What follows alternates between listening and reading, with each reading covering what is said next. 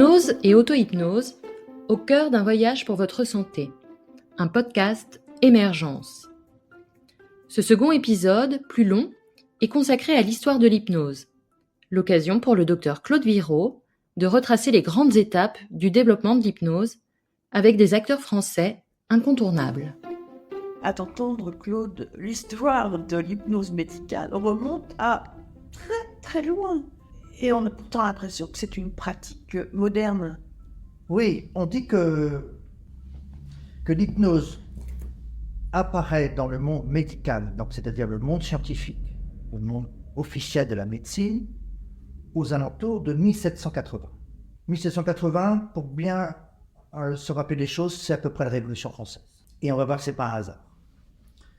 C'est-à-dire que depuis 240 années, l'hypnose fait partie du patrimoine de la médecine. Je parle de la médecine. Comment elle arrive, l'hypnose, dans la médecine? Depuis toujours, la médecine a su développer des outils thérapeutiques concrets pour soigner les gens. Concret, ça veut dire des médicaments, des soins chirurgicaux, des soins alimentaires, les fameux saignées qu'on racontait à l'époque, des enveloppements, des massages. Donc il y a tout un arsenal thérapeutique qui existe dans la médecine de cette fin du XVIIIe siècle. Mais pourtant, malgré cet arsenal thérapeutique, beaucoup de patients en souffrance ne trouvent pas de soulagement, de guérison, ni d'amélioration, malgré tous ces soins. Alors ces patients-là, souvent, vont être référés. On va dire, eh bien, ce sont probablement des soins spirituels qu'ils auraient besoin. Ce qui fait que beaucoup de gens vont chercher de la guérison auprès de la religion. Donc en gros, les pathologies corporelles vont être dans le domaine de la médecine, et ce qu'on appellera aujourd'hui les pathologies plus psychologiques, on va assez facilement les orienter vers du spirituel et de la religion. Et puis un médecin viennois découvre, on va dire un peu par hasard, que par son influence à distance, il peut aider des gens qui ne guérissent pas d'habitude à aller mieux. Sans toucher, sans donner de produits, sans matériaux. Et ça, c'est tout à fait inédit dans la médecine. Donc, il va faire sa thèse, il va publier, et il va parler. Il va dire que dans le cosmos ou autour de la Terre, il y a une substance qui s'appelle l'éther et qui contient une force vitale. Et cette force vitale, elle est présente tout autour, elle est présente chez les individus. Quand l'individu a suffisamment de force vitale et qu'elle est circulante, eh bien les individus vont bien. Si elle vient à manquer, parce qu'ils sont affaiblis, parce qu'ils ont eu des chocs, parce que dans leur construction, il y a peut-être une défaillance quelconque, eh bien, ces gens-là ne vont jamais aller tout à fait bien dans leur vie. Donc, ils vont développer ce qu'aujourd'hui on appellerait de la dépression, ils vont développer des peurs, ils vont développer des phobies, des phobies, des troubles émotionnels, d'irritabilité, de la colère.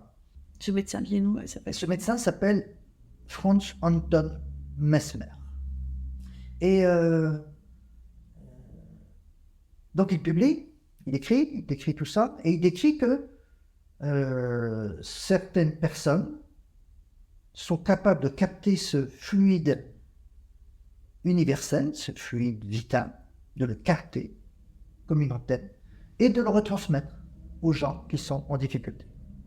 Il présente ses travaux et ses hypothèses à la Société médicale de Vienne, qui n'apprécie pas du tout,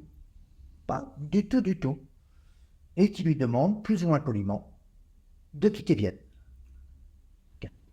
Voilà, donc il est pas du tout bien reçu. Alors je vous disais qu'on était à peu près dans les années 1770-1780.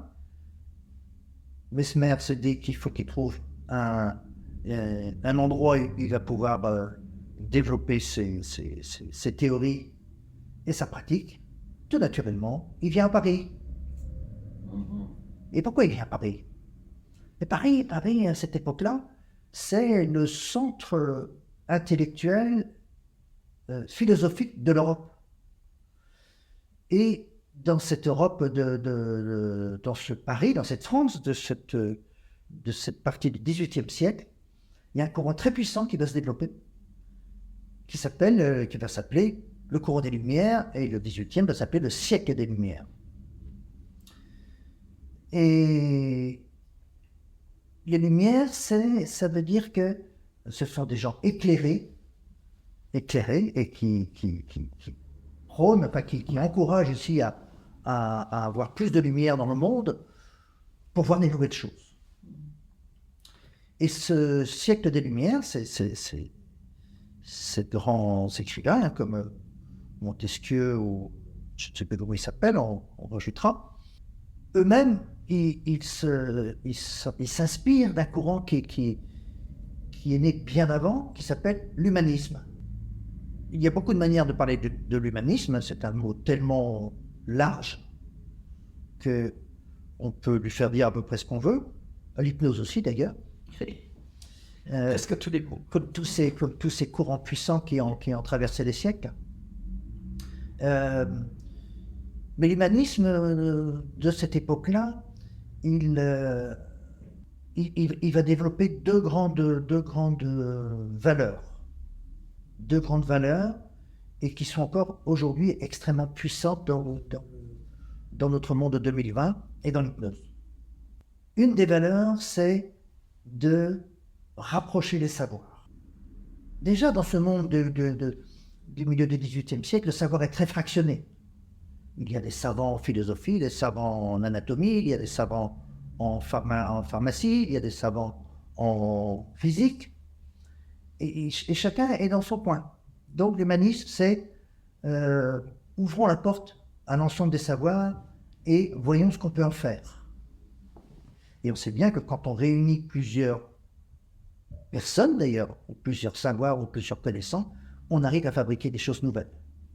Et puis, une deuxième grande valeur va être mise en avant, c'est la notion de ressources de la vie. Ça veut dire que le regard qui est porté sur l'humain devient différent dans ce sens où il est décrit que chaque humain possède plus de ressources que ce qu'il utilise aujourd'hui. Des ressources internes, des ressources qu'on va dire aujourd'hui, des ressources dans sa mémoire, dans sa conscience, dans son expérience, dans sa transmission. On pourrait peut-être parler aujourd'hui aussi de ressources dans le génétique. Mais c'est extrêmement puissant cette notion-là. Ça veut dire qu'un individu donné qui est tel métier aujourd'hui, ou qui a telle difficulté aujourd'hui, eh bien, potentiellement, peut évoluer et devenir différent. Alors que jusque-là, chacun a sa place et c'est définitif dans la société. Tout d'un coup, il y a un regard sur l'humain qui dit « et peut-être que les choses peuvent devenir différentes ». C'est donc une position très optimiste, mais c'est une position révolutionnaire par rapport à la manière de considérer l'humain et la société. Et d'ailleurs, ça va en partie ou en grande partie eh bien, fonder et favoriser la fameuse Révolution française de 1789. Alors Mesmer, il vient à Paris parce que Paris est ouvert aux nouvelles idées, aux nouvelles expériences. Et Mesmer arrive dans un moment de l'histoire de France, de l'histoire de la connaissance en France, où on dit que, eh bien, on peut faire émerger des nouvelles ressources chez les gens. Et que même si ces ressources au départ ne sont pas visibles, eh bien, elles peuvent apparaître, pourvu qu'on mette en place un processus favorable. Alors, c'est quoi le processus favorable que Mesmer amène avec lui dans ses valises? Eh bien, ce processus est surtout connu lorsqu'il va développer sa sa clientèle, sa capacité de soigner à Paris, il va inviter les gens qui viennent le voir à rester plutôt immobiles, parfois écouter un peu de musique, et puis à se charger, recevoir en quelque sorte ce fameux fluide vital dont il manque. Et ce processus, ça peut prendre longtemps, puisqu'il est décrit qu'il peut prendre plusieurs heures. Et au bout de ce processus, eh bien, une partie de ces gens-là vont se porter mieux, vont évoluer favorablement, et vont parfois se déclarer guéris. Donc un processus qui est tout à fait en dehors de la médecine classique de l'époque. Donc on écoute de la musique, On fait surtout rien, en gros. on n'est rien, Ouais, on laisse son esprit vagabonder. ouais. Et puis on sait,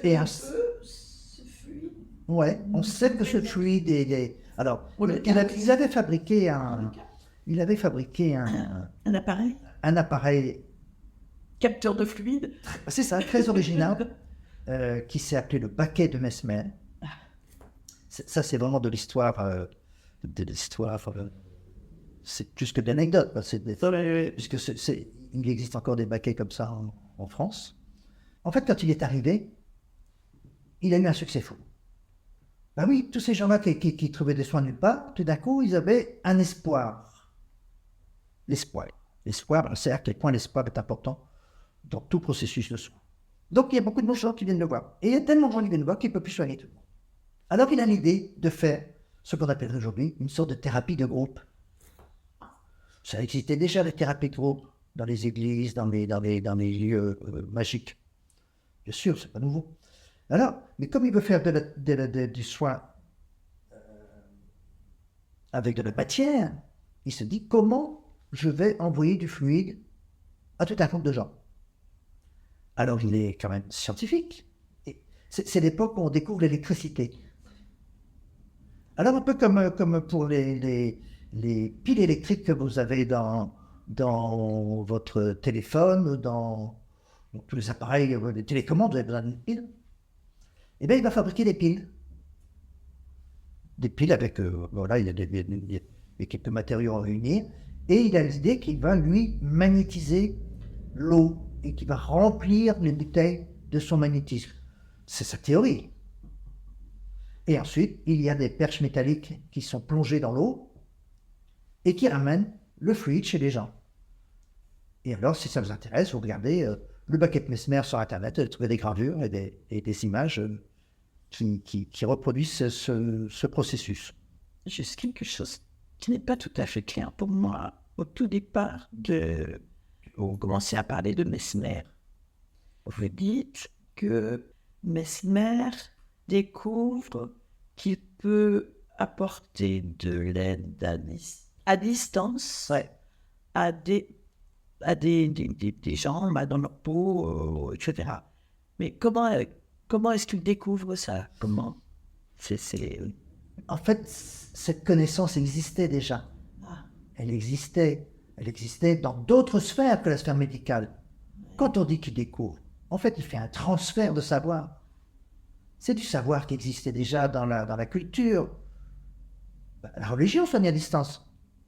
Oui. Vous voyez, la religion qui déclenche parfois des transes ou quand on se réfère à un saint ou à un apôtre, il n'y a pas de processus corporel direct entre ceux qui soignent et celui qui est soigné. Alors la question, elle vient peut-être pas au bon moment, mais la psychiatrie existait déjà. Non.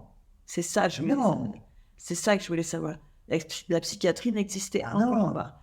Mais par exemple, est-ce qu'existaient déjà les passeurs de feu, les magnétiseurs, etc. Alors, il existait des tas de gens qui savaient soigner comme ça. Qui avaient mais qui étaient fois dans le monde médical. Qui avaient un fluide, c'est-à-dire que lui, alors, je ne sais pas s'il parlait déjà de fluide. Est-ce que c'est lui qui a théorisé finalement, qui a théorisé quelque chose qui existait déjà? Oui. C'est ça. Il existait déjà, et lui, il a postulé qu'il y avait ce fluide. C'est ça. Ce fluide Il a, le fluide universel. il a donné une explication, en quelque Voilà. sorte, à quelque chose qui Et il a donné une était... explication qui permet de faire rentrer un processus non médical dans le monde médical. Ouais. Moi, on a déjà vu que les médecins bien n'ont pas aimé du tout, Mais si. hein. Mais bon, Et c'est comme partout, et c'est toujours très difficile de proposer des changements. Eh bien, les médecins de Paris ne vont pas aimer plus. ah, c'est ce que j'ai... Mais non, Bien sûr. mais non. Parce que qu'est-ce que c'est que ce Viennois qui arrive avec des processus bizarres, étranges, avec son prétendu fluide animal, là, donc ça ne plaît pas du tout à ce qui aujourd'hui serait le ministère de la Santé. Bien sûr. Alors il y a une enquête, il y en aura deux, on va les résumer, elles sont à peu près du même ordre. Une commission d'enquête, ou deux commissions d'enquête vont être organisées essentiellement pour faire la preuve ou non de ce fluide animal. Existe-t-il ou est-ce que c'est une invention, une pure invention de Mesmer? Alors, ben, comme aujourd'hui, il y a des appareils, ben, à l'époque aussi, ils vont chercher à vérifier l'existence du fluide animal. Et ils ne le trouvent pas. Ils ne trouvent pas de fluide animal. Alors, ils vont décréter que ben, Mesmer dit des choses qui sont fausses. Et que sa théorie de soins, sa théorie médicale, eh bien, elle n'a pas de valeur. Bon. Donc, il est discrédité, Mesmer, par ce biais-là. Oui, mais et les gens qui guérissent? Et les gens qui vont mieux? Alors, eh bien, ces deux commissions d'enquête vont ouvrir une porte en disant, si les gens guérissent, c'est du fait de leur imagination. Et voilà un nouveau concept qui arrive dans la médecine, qui est le concept d'imagination. Le fluide animal va tomber, mais ce qui va monter, c'est l'imagination. Et l'imagination, c'est la conscience. Et voilà l'irruption de la conscience dans le monde médical. Dans ces mêmes époques, et c'est là qu'on va voir encore l'importance de ce courant des Lumières, à quel point cette idée que des gens peuvent changer, on a parlé de changement déjà tout à l'heure. La révolution, c'est un grand changement, tout change dans plein de domaines. Hein. On pense au domaine politique, mais c'est vrai aussi dans le domaine philosophique, scientifique, social, fiscal, et je ne sais quoi encore. Donc c'est un grand changement partout. Cette idée-là, elle va arriver auprès de médecins. On raconte un médecin et quelqu'un qui s'occupait des malades aliénés, puisqu'à l'époque, on parle des aliénés. Les aliénés, ce sont des gens, dont on dit aujourd'hui, qui sont malades mentaux. Eh bien, à l'époque, on ne fait rien, on ne sait rien faire pour les malades mentaux. La médecine ne fait rien. Et la seule chose que fait la société par rapport aux malades mentaux, c'est les enfermer. Et les enfermer, c'est au sens strict du terme, puisqu'ils vont être enfermés comme dans des prisons. Et avec des cellules, avec des geôles. Et c'est tout. Voilà. On pourvoit aux besoins de les protéger du froid, de les nourrir, et puis c'est tout. Forcément, c'est des gens qui ne vont pas évoluer de manière très favorable. Eh bien, l'idée, là, qui a commencé à fermenter précédemment en France, eh bien, c'est qu'on peut peut-être apporter quelque chose d'autre à ces gens-là. Et que si on leur apporte quelque chose d'autre, eh bien, peut-être aussi qu'ils vont pouvoir évoluer. Et donc, l'histoire rapporte que c'est le médecin de l'hôpital Bicêtre qui va le premier faire ce qui va s'appeler la libération des fous. Et en fait, il y a un deuxième personnage dont je vous retrouverai le nom, si c'est un peu le nom, parce que c'est en fait lui, c'est peut-être plus sain, je crois. En tout cas, en 1793, les premiers fous sont libérés de leur chaîne, avec l'idée que si on s'occupe d'eux, que si on leur parle, que si on leur donne du temps, que si on les écoute, eh bien, une partie de ces gens-là vont évoluer de manière favorable. Et c'est bien ce qui va se passer. Et c'est là qu'apparaît, 1793, on peut dire, pour la première fois, des soins pour des gens qui ont des troubles psychologiques importants, sévères et qui souffrent de soins. C'est grand. Petit à petit, cette idée-là va être validée, et ça va être le début de la création de services spécialisés pour les pathologies psychologiques à partir de 1800, et qui petit à petit va aller vers la création d'hôpitaux spécialisés. Bon. Mais là, est-ce que c'est pas un petit peu éloigné de l'hypnose, enfin de la pratique Si, bien sûr. de l'hypnose?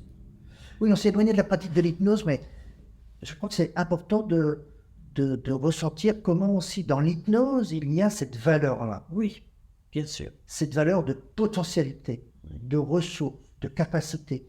Et comment ce virage-là de la révolution a fait naître l'hypnose, mais a fait naître aussi de l'espoir pour soigner des troubles qui, jusqu'alors, ne pouvaient pas être pour lesquels il n'y avait aucune thérapeutique. Alors, revenons à l'hypnose.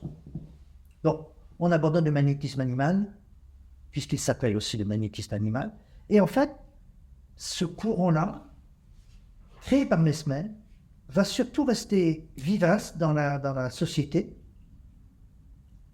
sous la forme du magnétisme. Et aujourd'hui, il y a encore beaucoup de gens qui se réclament de ce processus de magnétisme animal, de magnétisme en tout cas, pour soigner les gens. Alors c'est une branche qui existe, mais sans théorie, sans concept, sans... Voilà, c'est juste une capacité que les gens auraient à soigner. Ceux qui vont développer le courant de l'imagination, eh bien, vont commencer à soigner avec cette idée, non plus d'un fluide, d'un fluide qui serait comme une sorte de médicament, d'un fluide, mais de faire émerger chez des patients des capacités nouvelles. Des capacités nouvelles pour se positionner autrement dans leur vie, des capacités nouvelles par rapport à leur corps, pour se sentir mieux, des capacités nouvelles par rapport à des nouvelles idées, des nouvelles manières de fonctionner. Alors cette hypnose, elle va avoir tout au long du 19e siècle des moments avec beaucoup de développement, des moments où elle va être moins utile. Mais elle va avoir un développement important dans le monde chirurgical qu'on a évoqué tout à l'heure. Et par exemple, il y a une très belle gravure qui est restée dans les documents de la médecine, qui je crois se passe en 1834, et on voit une femme qui est opérée du sein, qu'il y a ce qui s'appelle une mammectomie, comme fait aujourd'hui encore, mais qui a des pathologies cancéreuses, et sans aucune douleur, grâce à l'hypnose. Donc, ce savoir-là était très vivace à l'époque. Oui, très très fort. L'histoire raconte aussi un médecin anglais qui était aux Indes, ces deux pays étaient liés pour l'époque. Et comme dans tous les services de chirurgie, les mortalités étaient effroyables, puisqu'il est question de 45% de mortalité. En Inde? Enfin, et donc d'autres services de chirurgie, 45%. Ah oui, il n'y a pas très envie de faire opérer. Hein. Non. Mais du coup, comme les gens n'avaient pas envie de se faire opérer, ils se opéraient très très très tardivement aussi. Donc à des phases très avancées des maladies. Toujours est-il que ce médecin anglais a appris à faire de l'hypnose en Écosse, je crois. Et l'a utilisé à Calcutta par son service. Et il a compilé, comme fait aujourd'hui dans la science moderne, tous ces cas cliniques. Et il a montré qu'il n'y avait plus que 5% de morts dans son service. Simplement, le simplement est entre guillemets, parce qu'il mettait en place un système de protection par rapport à la douleur, au stress et à l'angoisse. C'est-à-dire, il permettait aux gens de garder active leur capacité naturelle d'être vivant, de 45 à 5%. Alors on se dit, tout le monde va s'en servir. Oui. Eh ben non. Parce que juste après, ce sont des dentistes, évidemment très concernés par la douleur, eh bien, qui vont inventer les tout premiers produits anesthésiques. Et qui vont s'avérer efficaces, hein. L'éther, le chloroforme, avec bien sûr quelques précautions importantes, mais du coup, qui vont s'avérer plus classiques dans la médecine, puisqu'il est là encore question de donner un produit. C'est plus simple, et puis ça va très bien fonctionner, et puis ça va donner le top départ de ce nouveau métier qui va commencer à apparaître, d'anesthésiste. Donc, ça veut dire qu'à ce moment-là, l'hypnose est un peu... Oui, l'hypnose n'est pas très utilisée à ce moment-là. Et puis il va y avoir une nouvelle très très grande époque de l'hypnose, qui est entre 1870 et 1900, avec deux grandes écoles, une à Paris, une à Nancy. L'école de Paris va s'intéresser à l'hypnose comme un outil de recherche, puisque il était déjà connu que l'hypnose permettait de faire presque abstraction de la douleur, puisqu'il était apparu aussi que dans l'hypnose, il pouvait y avoir des manifestations musculaires un peu étranges, qui est par le fait qu'une partie du corps, ou un bras, ou l'ensemble du corps peut rester tout à fait immobile pendant un temps très longtemps, ce qui n'est pas naturel. Enfin, il y avait des connaissances comme ça sur des manifestations psychologiques et corporelles qui étaient un peu étranges par rapport à la connaissance neurologique de l'époque. Et donc, il y a un très très grand professeur de neurologie qui s'appelle le professeur Charcot, qui a décidé d'utiliser l'hypnose pour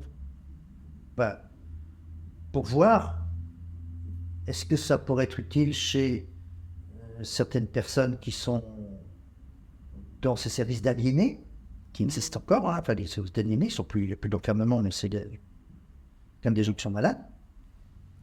Mais surtout, pour essayer de mieux comprendre comment fonctionne l'organisme, en particulier de la neurologie, puisqu'il y a, je vais raconter deux histoires un peu étranges. Une, sont même des expériences qui ont été renouvelées tout au fil du temps. L'une est la suivante. On demande à des gens s'ils sont volontaires pour se prêter une expérience scientifique. Des gens très motivés puisque cette expérience va générer de la douleur. Ça se fait encore, des expériences comme ça. Et il y a des gens qui viennent, hein, pour le bien de l'humanité, en quelque sorte, pour la connaissance. Donc ici, c'est une dame qui est, comme on dit, sensible à l'hypnose. C'est-à-dire qu'elle développe assez facilement un état hypnotique, comme on le décrira un peu plus tard. Dans l'endroit où on va lui faire cette hypnose, il y a aussi un feu, un brasero, sur lequel on met une pièce métallique, comme une pièce d'argent, une pièce de monnaie. Et on dit à cette dame, quand vous serez en hypnose, on posera la pièce sur votre main, et votre objectif, c'est de résister le plus longtemps possible. Mais quand ça devient trop douloureux, vous arrêtez. Alors, le processus hypnotique est mis en route, et la pièce est posée sur ça. Et au bout de 10 secondes, 15 secondes, 20 secondes, hop, elle dégage la pièce, parce qu'elle est en hypnose, mais on va le voir, elle ne dort pas. D'ailleurs, cette expérience montre bien qu'elle ne dort pas. Donc elle arrête la douleur, et l'état d'hypnose est lui-même arrêté. Bien sûr, comme la pièce était brûlante, eh bien, elle développe une rougeur, et même une cloque. Donc il y a une brûlure de la couche superficielle de la peau. Donc, rien d'intéressant, n'est-ce pas? Oui, sauf que ce n'est pas une pièce brûlante qui a été posée sur sa peau. C'est une pièce froide. Mais son imagination, la suggestion, dont elle y croyait tellement qu'elle a fini par ressentir la brûlure. D'accord? On va dire qu'elle est suggestible. Oui. Mais son corps aussi développe une brûlure. Et ça, à l'époque, et encore aujourd'hui, ça fait partie un peu des mystères de l'organisme et de ce que nous sommes, nous, êtres vivants. Extraordinaire. C'est extraordinaire. Une autre anecdote qui est un peu moins spectaculaire, mais qui a beaucoup troublé Charcot, puis les scientifiques de l'époque.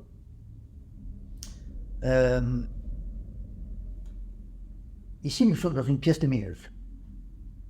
Oui. Supposons qu'on ferme les volets, qu'on fasse le noir dans la pièce. Au niveau de vos yeux, il va y avoir une dilatation des pupilles pour essayer de voir quelque chose. Donc on sait que dans le noir, les pupilles s'ouvrent, dans le jour, les pupilles se ferment. C'est ce qu'on appelle le réflexe pupillaire.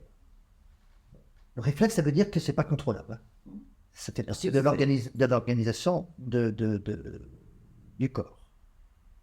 En hypnose, vous êtes dans une pièce sombre, ou plutôt vous êtes dans une pièce ordinaire, et on vous demande d'imaginer que vous êtes dans une pièce très sombre, très sombre, très sombre. Alors, en hypnose, on peut garder les yeux ouverts. Hein. Ça ne suppose pas que les yeux soient fermés. C'est pas dormir, oui, on ferme les yeux, mais pour faire l'hypnose, bon, c'est pas la même chose. Donc, cette personne-là, on lui dit qu'elle est dans... Eh bien, ses pupilles vont s'ouvrir sous l'effet de son imagination. Donc, ça va avoir un effet corporel. Mais c'est pas tout. Cette même personne, on lui met une lumière forte devant l'œil. Donc, on crée un impact lumineux très fort. Eh bien, sa pupille ne va pas se refermer. C'est-à-dire que la puissance de la suggestion et de son imagination qu'elle est dans une pièce noire va être plus forte que ce qui se passe autour d'elle. Ça veut dire quoi encore? Ça veut dire que dans certaines circonstances, et ici on va appeler les circonstances hypnotiques, donc dans certaines circonstances, le corps, l'organisme, par la réaction à la brûlure, par le réflexe pupillaire, ne répond plus aux logiques ordinaires de la neurologie. Et ça, c'est mis en évidence par l'hypnose. Alors, c'est quoi ce corps? C'est quoi cette imagination? Eh bien, ça va résister à l'étude scientifique de cette fin du 19e siècle. Donc, l'étude ne va pas produire de résultats très utilisables. En même temps, je vous avais parlé d'une école de Nancy. L'école de Nancy s'intéressait à l'hypnose pour son pouvoir thérapeutique, pour son pouvoir d'aide, de soulagement, comme elle a toujours eu au fil du temps. Et donc cette école va aussi beaucoup se développer. Et ces deux écoles vont se confronter. Les connaissances, les conceptions, les idées sur l'hypnose vont devenir confuses, vont devenir un peu floues. Elles ne font pas se réunir pour avoir une réflexion commune. Et on arrive au 31 décembre 1899, c'est-à-dire la veille du 1er janvier 1900. Et 1900, c'est officiellement l'ère de la modernité, l'ère de la science, l'ère de la connaissance. Et donc, dans le monde scientifique, à ce moment-là, on décide de choisir les outils qui sont les plus concrets, vérifiables, mesurables. On est déjà dans cette logique-là. Mais tous les outils qui ne sont pas assez solides sur le plan scientifique, dont l'hypnose, vont être écartés. À une époque, comme vous le racontiez, il y a eu cette ouverture que maintenant on en est arrivé en 1899 à une sorte de fermeture des choses. Ouais. Et donc chacun retourne dans son précaré. C'est ça. Ok, c'est ça. Oui, il y a eu à cette époque-là aussi un mouvement scientifique extrêmement puissant qui s'appelle toujours d'ailleurs le positivisme logique. Et ce positivisme logique lui dit les scientifiques ne doivent s'intéresser qu'à ce qui est matérialisable, donc qu'on peut trouver positivement. Donc tout ce qui est un peu, on va dire, un peu invisible, un peu psychologique, ou à distance, ça ne doit plus faire partie du monde scientifique. Donc l'hypnose va disparaître du monde scientifique. Tout simplement. Peut-être nous reviendrons sur... alors, l'hypnose ne va plus être utilisée nulle part, quasiment nulle part, pendant des dizaines d'années. Hein? En France, il faudra attendre à peu près 1980 pour qu'on retrouve un développement médical de l'hypnose. Mais justement, donc on va ces 80 années-là, il n'y a pas grand-chose à dire sur l'hypnose en France. Peut-être nous reviendrons un peu plus loin quand nous parlerons de Milton Erickson sur le développement de l'hypnose aux États-Unis, par exemple, qui est un peu différent. C'était où, dans quel... Milton Erickson, lui, il découvre l'hypnose en 1930 à peu près. Oui. Et donc, il va développer l'hypnose jusqu'en 1980. Vous voyez, c'est à sa mort, 1980, que le courant hypnotique va se développer en France. Donc ça veut dire qu'à l'étranger, il se passe quand même quelque chose au niveau de Il se passe des choses. Il se passe un peu des choses. Mais puisque vous revenez sur l'humanisme, aujourd'hui, il y a un courant très fort médical. Ce courant très fort, c'est de développer une médecine humaniste. Pourquoi on a besoin de parler de médecine humaniste? Elle ne serait pas toujours humaniste? Eh bien non. Parce que depuis le début de 1900, on a surtout développé une médecine matérialiste, extrêmement performante, extrêmement utile, qui a permis de traiter de nombreuses maladies, de développer la chirurgie, de traiter les infections, je ne sais quoi, enfin, de traiter les maladies chroniques, le diabète, une médecine incroyable, matérialiste, et qui a un peu oublié sa dimension humaniste. Et c'est ce que beaucoup de gens, que ce soit dans les hôpitaux qui ont besoin de soins ou ailleurs et qui regardent la médecine, disent, mais où est l'humanité là-dedans? Parce que l'humanité, c'est d'être avec quelqu'un, d'être assis à côté de son lit, de passer du temps avec lui, de lui tenir la main, de regarder, de l'écouter, de lui donner des paroles, de savoir créer de l'espoir, de savoir projeter quelqu'un vers un futur favorable. C'est ça la médecine humaniste. Et bien, l'évidence, elle a été un peu perdue. Je peux en être témoin, puisque je fais mes études médicales entre 1976 et 1983, et que je n'ai jamais entendu parler de ce concept d'humanisme. Je n'ai été formé, et bien formé, par des professeurs de très grande qualité, par des services, des hôpitaux, à de la médecine technique. C'est là toute la formation que j'ai eue. Les professeurs et les maîtres tendaient à dire, tu apprendras la relation, la communication, l'empathie, tout ça, sur le tas. Ils ne le disaient même pas d'ailleurs, c'était implicite. Eh bien, cet implicite fonctionnait chez une partie des soignants et ne fonctionnait pas du tout chez une autre partie des soignants. La formation, c'est important. Et ça, il est certain que le développement de l'hypnose aujourd'hui porte en elle, ou porte en lui, puisque c'est le développement, porte en lui cette valeur d'humanisme. C'est-à-dire de rapprocher les savoirs de la chirurgie et de la psychiatrie, ça n'allait pas de soi. Rapprocher les savoirs de la manière de faire un pansement pour escarre et la manière de traiter une phobie, ça n'allait pas de soi. Et pourtant, ce sont des savoirs qui ont besoin de se parler. Mais aussi, dans l'hypnose, il y a une dimension extrêmement importante, et c'est comme ça que commencent les formations. C'est d'abord la relation humaine et la communication. Comment on se met en communication, en face, en interaction avec quelqu'un pour que les soins qu'on va lui prodiguer, y compris les soins corporels, que ce soit des médicaments, la chirurgie ou des manipulations corporelles, pour que ces soins-là deviennent encore plus efficaces, plus performants, plus faciles, mieux acceptés. C'est-à-dire, là encore, vous voyez, rapprocher le savoir de la communication, par exemple, du savoir de la prescription. Et là, on est dans un courant humaniste. Qui n'est pas encore tout à fait assez développé. Mais c'est un courant. Et je peux moi témoigner que, aussi, je vous ai dit déjà que quand j'ai fait mes études, je n'ai jamais entendu parler de cette notion-là. D'ailleurs, quand je suis allé faire ma formation en psychiatrie, je ne l'ai pas beaucoup rencontré non plus dans l'hôpital psychiatrique, alors que je pensais la trouver là. Je pensais trouver des choses que je ne savais pas nommer à l'époque. Mais je pensais y trouver de la philosophie, de la sociologie, de l'humanisme, de la connaissance sur les spiritualités. Et non.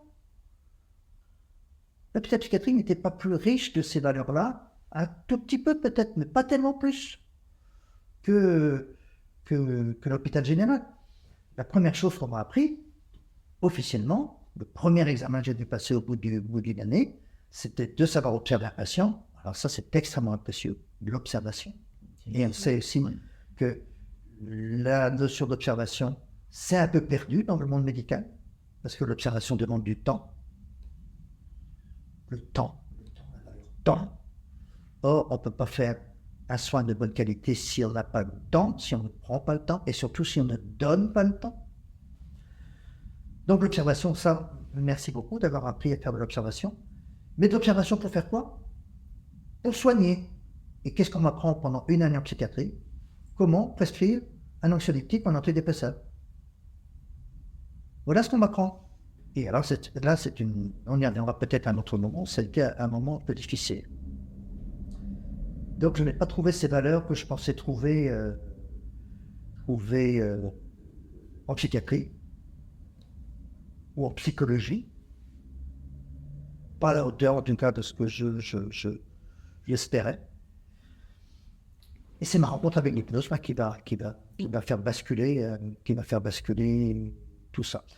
Maintenant, si l'hypnose se développe aujourd'hui, comme on l'a dit, à peu près depuis les années 80, c'est parce qu'il y a ce besoin impérieux de développer une médecine différente, en gardant toutes les valeurs de la médecine qui nous soigne au quotidien, et en lui injectant quelque sorte une substance qu'on va appeler communication, relation, disponibilité, temps, empathie, au total, il faut rappeler de la médecine humaniste. Le podcast Hypnose et Santé est une création Émergence. Pour toute question, nous serons heureux de vous accueillir sur hypnoseaupluriel.com.